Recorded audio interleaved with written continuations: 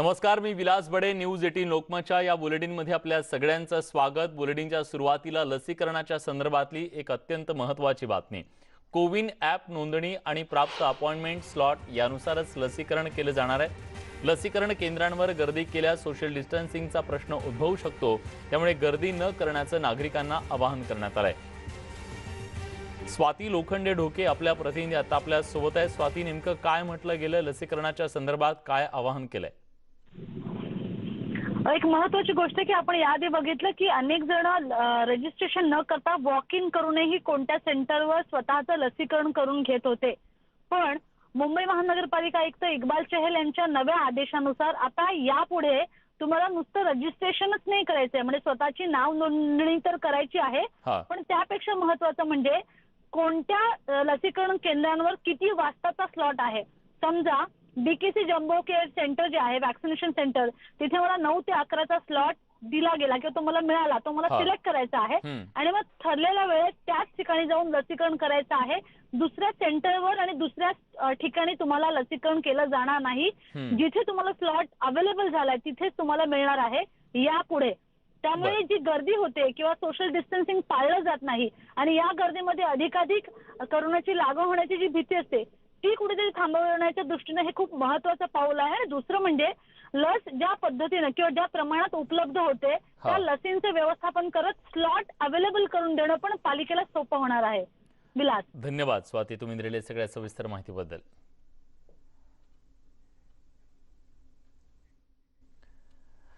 गेल्या काही दिवसांमध्ये राज्यात रेमडेसिवीर आणि ऑक्सिजन याचा मोठ्या प्रमाणात तुटवडा जाणवला.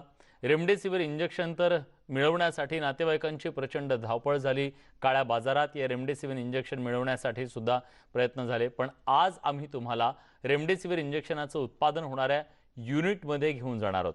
कसं होतं रेमडेसिवीरचं उत्पादन हे दाखवण्यासाठी मुंबईचे पालकमंत्री असलम शेख न्यूज 18 लोकमतच्या टीमला घेऊन गेले थेट या उत्पादन युनिटमध्ये. आता राज्यातलं रेमडेसिवीरचं जे उत्पादन आहे ते वाढू लागलेलं आहे आणि हळूहळू तुटवडा सुद्धा कमी होतोय. अनेक कंपन्यांना आता रेमडेसिवीरच्या उत्पादनाची परवानगी देण्यात आलेली आहे आणि अशाच एका रेमडेसिवीरच्या उत्पादन करणाऱ्या युनिटमध्ये न्यूज 18 लोकमतची टीम पोहोचली. असलम शेख यांनी याबद्दल काय माहिती दिली आहे जाणून घेऊयात. देश में रेमडेसिवीर इंजेक्शन को लेकर किस तरीके से हाहाकार मचा है उसका लगातार हम नज़ारा देख रहे हैं. हर राज्य सरकार केंद्र से रेमडेसिवीर इंजेक्शन चाहती है क्योंकि उसे अपने स्टेट के लोगों की जान बचानी है. ऐसे ही रेमडेसिवीर के production unit Kamla life science laboratories के पास मैं हूँ. यहाँ पर अंदर की तस्वीरें मैं दिखाना चाहता हूँ ताकि आपको ये पता चले कि ये प्रोसेस कैसे होता है. ये जो है ये जगह सॉल्यूशन प्रिपरेशन सेंटर है, यानी यहाँ पर ये पूरा सॉल्यूशन रेमडेसिवीर इंजेक्शन जो वायल के भीतर जो सॉल्यूशन होता है उसको यहाँ तैयार किया जाता है. ये यूनिट आपको जो दिखाई पड़ रही है वो यहाँ पर सॉल्यूशन तैयार किया जाता है ताकि उसे जब बॉटल्स में फिल किया जाए उसके पहले जो सॉल्यूशन बनता है वो इस यूनिट में बनता है. और इस यूनिट का काम लगातार 24 घंटे शुरू है क्योंकि प्रोडक्शन की डिमांड लगातार बढ़ रही है और उसको देखते हुए इस सॉल्यूशन यूनिट का काम लगातार चल रहा है. साथ ही इस लेबोरेटरी यानी इस अंदर के प्रोडक्शन यूनिट के भीतर कई प्रोसेस हैं, उसके बाद ये सारी चीज़ें तैयार होती हैं और आप तक एक रेमडेसिवीर इंजेक्शन पहुंचता है. ये पूरा ये जो यूनिट है, इस यूनिट के भीतर एक तरफ सॉल्यूशन, दूसरी तरफ उस बॉटल्स को ड्राई करके उस जगह तक ले आया जाता है जहाँ पर कि इस बॉटल्स में सॉल्यूशन फिल किया जाता है. ये देखिए, ये तीसरी जगह है जहाँ पर रेमडेसिवीर इंजेक्शन तैयार हो रहा है. ड्राई करने के बाद ये बॉटल्स यहाँ पहुँच चुके हैं फिलिंग सेंटर तक. यहाँ पर उन बॉटल्स को फिल किया जाता है और फिल करने के बाद फिर उसको पैकेजिंग के लिए जाता है. ये देखिए, ये प्रोडक्शन यूनिट आपको दिखाई पड़ रही है जहाँ पर नीचे लगातार बॉटल्स को फिल किया जा रहा है ताकि उस जगह उस सॉल्यूशन को डाल दिया जाए और सॉल्यूशन को डालने के बाद उसको आगे पैकेजिंग के लिए जाएगा, आके सील लगाया जाएगा. उसको लेकर थोड़ा साहब यहाँ पर प्रोडक्शन यूनिट के इंचार्ज हैं कमला लाइफ साइंस के। थोड़ा साहब, इस तरीके का प्रोसेस जो हम देख रहे हैं, ये कौन सा प्रोसेस है और आगे इसके कितने प्रोसेस हैं और किस तरीके से इस रेमडेसिविर इंजेक्शन को आप लोग बना रहे हैं? रेमडेसिविर इंजेक्शन का ऐसा है कि जैसा नॉर्मल इंजेक्शन बनाते हैं वैसा ही ये बनता है। जैसा कि वॉशिंग करना है, डिप्राइजनेशन करना है, फिलिंग करना है, सीलिंग करना है, उसके बाद पैकिंग में जाना है। तो ये प्रोसेस हमारे यहाँ बड़ी कैपेसिटी है, 1 लाख यूनिट पर डे हम फिल कर सकते, इतना बड़ा मेरे पास कैपेसिटी है। अभी थोड़ा दिक्कत ये आता है, कभी कभी रॉ मटेरियल हमको टाइम पे नहीं मिलता है, कभी मिलता है तो कम मिलता है, वो हिसाब से प्लानिंग करना पड़ता है। जो मेरा यूनिट का प्रोसेस है सब ऑटोमाइजेशन है, इसमें मैनुअल इंटरवेंशन, जो कि मेरा ड्रग कंटामिनेशन हो जाए ऐसा मैं एक भी प्रोसेस मैनुअल रखा नहीं। टोटली जहाँ पे खराब होने के चांसेस हों, इस तरीके से कोई मैनुअल आपने कुछ नहीं रखा? हाँ, मैनुअली कुछ भी नहीं रखा, इंटरवेंशन बहुत कम किया है, यानी कि नलीफाई किया है। बिल्कुल, यहाँ पे थोराट साहब जिस तरीके से कह रहे हैं कि ये जो यूनिट आपको दिखाई पड़ रही है, यानी पहले हमने देखा कि किस तरीके से सॉल्यूशन तैयार होता है, सॉल्यूशन तैयार होने के बाद इस बॉटल को कैसे वॉश किया जाता है, वॉश करने के बाद इस बॉटल को फिल किया जाता है, यानी उसके भीतर रेमडेसिविर इंजेक्शन को डाला जाता है। और ये देखिए, ये रेमडेसिविर इंजेक्शन यहाँ पर सील हो रहा है और इसको सील होने के बाद फिर पैकेजिंग की तरफ जाएगा। इस पूरे प्रोसेस को काफ़ी समय लगता है, लेकिन जो कैपेसिटी है काफ़ी बड़ी कैपेसिटी है। एक दिन में 1 लाख इंजेक्शन तैयार करने की कैपेसिटी है।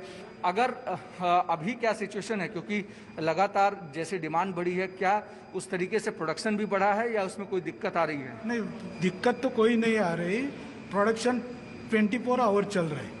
रेमडेसिविर इंजेक्शन यानी आज की संजीवनी बूटी, ये वो संजीवनी बूटी है जो कोरोना पेशेंट अगर क्रिटिकल हो तो इस इंजेक्शन को लगाने के बाद उसके ठीक होने के चांस सबसे ज़्यादा हो जाते हैं।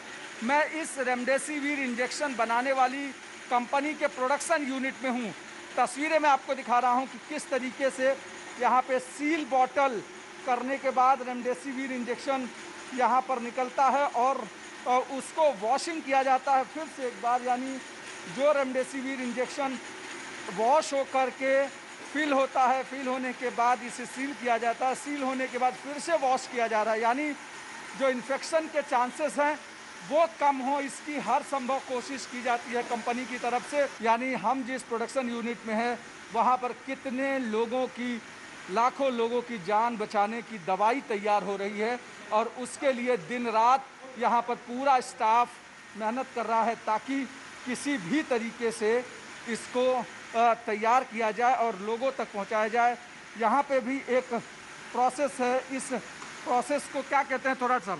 Visual inspection. यहाँ पार्टिकल चेक किया जाता है, वो सॉल्यूशन में अगर कुछ पार्टिकल है तो वो यहाँ निकाल जाता है, लेकिन हमारे यहाँ ऑटोमाइजेशन प्रोसेस है, इसके लिए नलीफाई हमारे पास 0.01% रिजेक्शन आता है, रिजेक्शन आता ही नहीं है, फिर भी हम विजुअल इंस्पेक्शन एक बार कर लेते हैं। कैमरा दिग्विजय के साथ अभिषेक पांडे, मुंबई, न्यूज 18 इंडिया।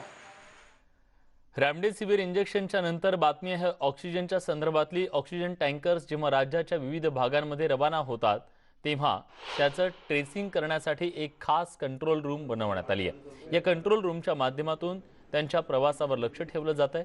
ज्या ठिकाणी ऑक्सिजनची कमतरता असल्याची माहिती मिळते त्या जिल्ह्यात टँकर वळवला जातो आणि तिथली ऑक्सिजनची कमतरता संपवण्याचा प्रयत्न प्रशासनाकडून केला जातोय।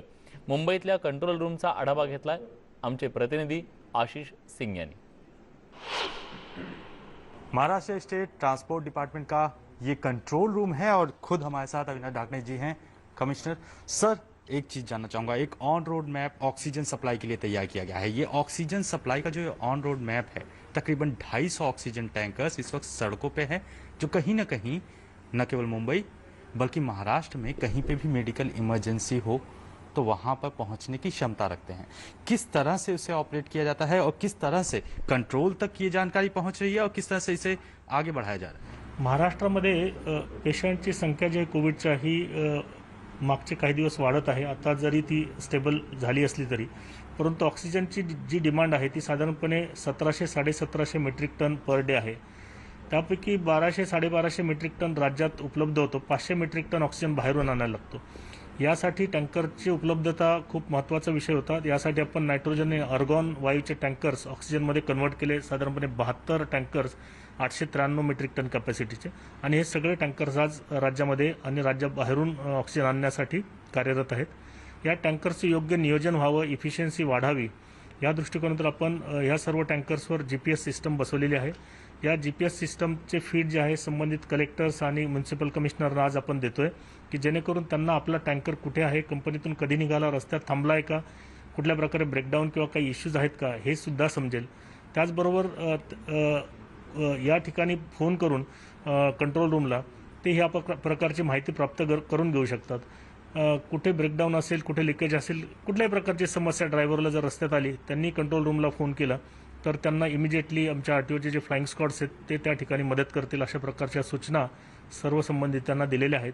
या GPS सिस्टममुळं आणि त्याचबरोबर एक गव्हर्नमेंट ऑफ इंडियाने ऑक्सिजन डिजिटल ट्रॅकिंग सिस्टम पण दिलेली आहे. या दोन्हींच्या माध्यमातून जे उपलब्ध संसाधनं आहेत याचा योग्य पद्धतीने वापर करण्यासाठी या कंट्रोल रूमचा चांगला उपयोग होतोय, आणि पुढील कालावधीमध्ये अपन याच्यात आणखी काय सुधारणा करता येतील यासाठी सुद्धा प्रयत्न करतोय. तो ऐसे में अगर किसी गांव, जिले, तालुका में कोई सरकारी अस्पताल हो या कोई प्राइवेट हॉस्पिटल हो, वहां पे ऑक्सीजन की कमी हो रही है, तो वो जानकारी अस्पताल से आपके इस कंट्रोल रूम तक पहुंचने का टाइम कितना लगता है और किस रूट से आता है वो आपके पास? जिल्ह्याच्या स्तरावर किंवा कॉर्पोरेशनच्या स्तरावर त्या ठिकाणचे म्युन्सिपल कमिशनर्स, कलेक्टर्स हे सगळं लक्ष ठेवून असतात. त्यांना कुठल्या हॉस्पिटलमध्ये किती ऑक्सिजनचा पुरवठा आहे, किती वेळ पुरेल याची माहिती असते. त्याप्रमाणे FDA त्यांना अलॉटमेंट देत असतं. कुठे जर इमर्जन्सी आली किंवा कमी ऑक्सिजन उपलब्ध आहे असं लक्षात आलं तर जे उपलब्ध टँकर्स आहे हेच रिरूट केले जातात आणि त्या ठिकाणी त्यांची गरज जी आहे ती भागवली जाते.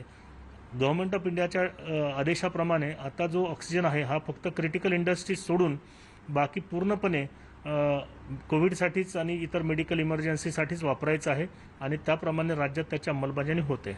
तो जो ये रोड मैप है वो ऑन ग्राउंड है. सड़कों पर इस वक्त तकरीबन 250 टैंकर्स हैं, और सबसे अहम बात, महाराष्ट्र के हर हिस्से में सप्लाई हो सके, कहीं पे भी ऑक्सीजन की वजह से इमरजेंसी ना आए, किसी की जान जो है वो मेडिकल इमरजेंसी की वजह से न जाने पाए, उसी के तहत इस कंट्रोल रूम को इस्टेब्लिश किया गया है. और हर एक सिंगल मिनट जानकारी जो है वो यहाँ पर अपडेट होती है, जिसके हिसाब से जो है सप्लाई की जा सके. यहाँ तक कि ब्रेकडाउन हो या इमरजेंसी सिचुएशन हो, ड्राइवर के लिए जो समस्याएं हैं उसका भी ध्यान रखा जाता है. और अगर ऐसे में ऑक्सीजन लीक होती है तो उससे भी निपटने के सारे संसाधनों को क्लब करके एक तरह से कहा जाए पूरा सिस्टम जो है वो बनाया गया है, ताकि कम वक्त ज़रूरत जो है मेडिकल इमरजेंसी की पूरी की जा सके. कैमरा पर्सन समीर के साथ आशीष सिंह, न्यूज 18. ब्रेक नंतर तुमचं पुन्हा एकदा स्वागत. न्यूज 18 लोकमतवर तुम्ही पाहताय हे खास बुलेटिन आणि एक अत्यंत संवेदनशील बातमी आहे कोरोना काळात अनाथ झालेल्या बालकांची. कोरोना काळात अनेक बालकं अनाथ झाली. अशा अनाथ बालकांसाठी आता पावलं उचलली जात आहेत. अनाथ बालकांची जिल्हानिहाय माहिती सादर करण्याचे निर्देश विधान परिषदेच्या उपसभापती डॉक्टर नीलमताई गोरे यांनी दिलेत. दत्तक संगोपन आणि बालकांची निगराणी या संदर्भात नियमावली तसंच दक्षता यावर कार्यपद्धती स्पष्ट करण्यात यावी अशा सूचना नीलमताई गोरे यांनी दिलेल्या आहेत. याबद्दल अधिक तपशीलवार माहिती देण्यासाठी स्वतः नीलमताई आता आपल्या सोबत आहेत. नीलमताई, नेमकी काय परिस्थिती राज्यातली आहे अनाथ बालकांची आणि आपण काय निर्णय घेतलाय? विशेषतः ही दुसरी लाट सुरू झाल्यावरती काही घटना, पुण्यातली सुद्धा एक बातमी नंतर ती अपुरी निघाली, परंतु मूल आईच्या पाशी सापडलेलं आहे आणि त्याच्याबद्दल अनाथ आहे अशी एक बातमी आली. त्यानंतर सातत्याने सोशल मीडियावरती बातम्या येत आहेत की कोरोनामुळे अनाथ झालेलं मूल आहे आणि तुम्ही दत्तक घ्याल का. त्याच्याबद्दल अनुराधा सहस्त्रबुद्धे या चाइल्डलाईनच्या ज्येष्ठ कार्यकर्त्या आहेत, त्यांनी लक्ष माझं वेधलं आणि मलाही त्या जाहिराती खटकतच होत्या. म्हणून काल मी गृहमंत्री दिलीप वळसे पाटील यांना ऑलरेडी निवेदन दिलेलं आहे आणि या ज्या जाहिराती आहेत त्यांच्या मुळापर्यंत जाऊन त्या जाहिराती देणारे कोण आहेत लोक आणि कुठून त्यांनी बालक अशा पद्धतीने अनाथ आहेत आणि त्यांनी अशा प्रकारे बेकायदेशीर आहे अशा पद्धतीने परस्पर बालकं घेता येत नाहीत. दुसरं महत्वाचं, भूकंप किंवा अशा आपत्तीच्या वेळेला निराधार कोण झालेलं आहे, मग ते वृद्ध लोक असतील किंवा बालक असतील, याची जनरली आपण डाटाबेस तयार करत असतो, त्याचे एक अंदाज घेत असतो. हा तर जेव्हा त्याच्याबद्दल अधिक माहिती घ्यायचा प्रयत्न केला त्यावेळेला सगळ्या महानगरपालिका आणि जिल्हा परिषदा यांच्याकडे अशी माहितीची संख्या अजून तरी असल्याचं मला कळलेलं नाही.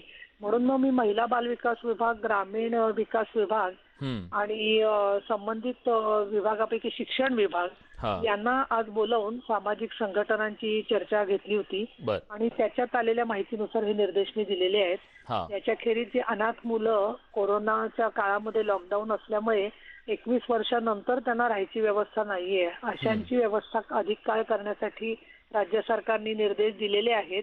परंतु मुलींची व्यवस्था होत नाहीये असं गायत्री पाठक म्हणून त्यांनी निदर्शनाला आणलं. त्याच्याबद्दल सूचना दिलेल्या आहेत. आणि शालेय जेव्हा शाळा सुरू होतात तर त्यानंतर बरेचशा लोकांनी सर्व्हे केले. त्याच्यात कोरो म्हणून संस्थेने जो सर्व्हे केलाय त्याची माहिती दिली की मुलींना अजूनही शाळांमध्ये आणि विशेषतः घरी सुद्धा लॉकडाऊनच्या काळामध्ये थोडं काही केलं की मारहाण होते आहे, अशा बऱ्याचशा सर्वेक्षणामधून मुद्दे समोर आलेले आहेत. आणि अनाथ लोकांना त्याच्यात त्यांना आधार लस मिळण्यासाठी आधार कार्डाची गरज आहे. तर अनाथालयात राहणारी या मुलांना किंवा मोठ्या व्यक्तींना तशा प्रकारचं त्यांचं सुप्रिटेंडंटनी आधार कार्डासाठीच मान्यता करावी अशा प्रकारच्या सूचनाही शासनाने दिलेल्या आहेत आणि त्याची अंमलबजावणी होत नाहीये. त्यामुळे खूप तपशीलवार मीटिंग झाली आणि वंदना कृष्णा शिक्षण विभागाच्या सचिव, तसंच महिला बाल कल्याणचे अवर सचिव, ग्रामीण विकासचे सचिव असे अनेक अधिकारी उपस्थित होते आणि त्यांनी सांगितले की 15 दिवसामध्ये आम्ही ही माहिती सगळ्या जिल्हा परिषदा महानगरपालिकांकडून मागवतो. मी आपली आभारी आहे मनपूर्वक की आपल्यामुळे सगळ्यांपर्यंत ही माहिती पोहोचेल आणि अनाथ बालकांची जाहिरात देणारं किंवा कोणी अप्रोच झालं तर तुम्ही त्या जिल्ह्यातल्या महिला बाल विकास अधिकारी यांच्याकडे किंवा सरळ पोलिसांच्याकडे त्यांची माहिती कळवा, कारण ही मुलं चोरलेली किंवा ट्रॅफिक करण्यासाठी सुद्धा दुरुपयोग होऊ शकतो. नक्कीच ताई. आणि न्यूज 18 लोकमतनं सुद्धा पहिल्यांदा या विषयाला वाचा फोडली, सरकारच्या पर्यंत हा विषय नेला आणि आपण सुद्धा अत्यंत संवेदनशीलपणे या विषयाकडे पाहत तातडीने याबद्दल पावलं उचलायला सुद्धा सुरुवात केलेली आहे. धन्यवाद न्यूज 18 लोकमतला तुम्ही ही सगळी सविस्तर माहिती दिली त्याबद्दल. आणि यानंतर दया नायक यांच्या संदर्भातली एक महत्त्वाची बातमी आहे. दया नायक यांची उचलबांगडी करण्यात आली आहे. मुंबई दहशतवाद विरोधी पथकातून त्यांची उचलबांगडी करण्यात आलेली आहे. गोंदिया इथं त्यांना नवीन नियुक्ती देण्यात आलेली आहे. जात पडताळणी विभागात त्यांची ही बदली करण्यात आलेली आहे. तात्काळ त्यांना कार्यमुक्त करण्याचे आदेश देण्यात आले. सचिन वाझे प्रकरणात दया नायकांची चौकशी एनआयएनं केली आणि त्या चौकशीच्या नंतर त्यांची ही तात्काळ बदली करण्यात आलेली आहे. गोंदियाला त्यांची ही बदली केली आहे. तात्काळ कार्यमुक्त करण्याचे आदेश सुद्धा निघालेले आहेत. दया नायक यांचं नाव या संपूर्ण प्रकरणामध्ये आलेलं होतं आणि त्यांची चौकशी झाली. त्यानंतर एनआयए कडून चौकशी झाल्यानंतर अखेर त्यांची बदली करण्यात आली. याच सगळ्या महत्त्वाच्या घडामोडींसोबत बुलेटिनमध्ये आपण इथेच थांबतोय. ताज्या घडामोडींसाठी बघत रहा न्यूज 18 लोकमत.